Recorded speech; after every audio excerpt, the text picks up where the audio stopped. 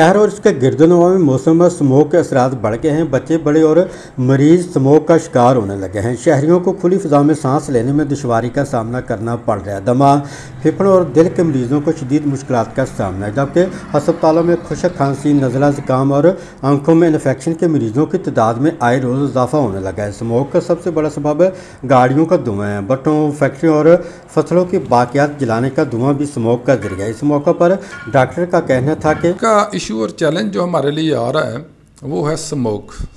Smoke है असल में धुआं होता है फ़िज़ा के अंदर, और उसके आने की वजूहात जो हैं उनमें से मेन जो वजूहात हैं, बड़ी बड़ी जो वजूहात हैं वो ये हैं। एक तो गाड़ियों का धुआं होता है जिनके इंजन ठीक नहीं होते।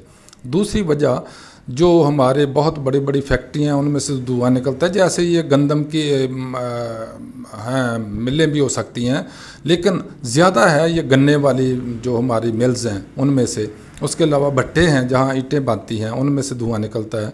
और सबसे बढ़ के जो फैक्टर है इसमें वो ज़िम्मेदार जो रेमनेंट्स हैं उनकी फसलों के, यानी धान के या गंदम के जो नीचे मुड रह जाते हैं उनको आग लगाते हैं तो उससे धुआं निकलता है।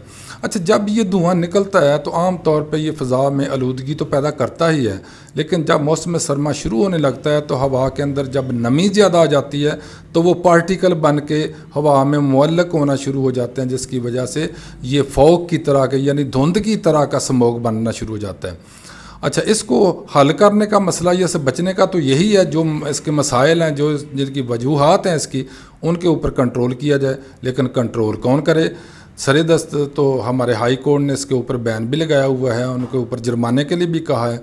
लेकिन आगे ये गवर्नमेंट के जो नुमाइंदे हैं वो कुछ करेंगे तो फिर है ना, लेकिन वहाँ भी वो आ जाती है हमारे वो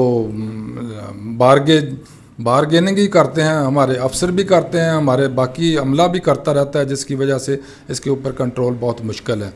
इससे फैलने वाली बीमारी तो एक ही है ज़्यादातर, या तो सांस की बीमारियाँ होती है या शायद कभी गले की बीमारी हो। तो कोशिश ये करना चाहिए कि मास्क लगाएं ताकि ये धुआं अंदर नहीं जाए।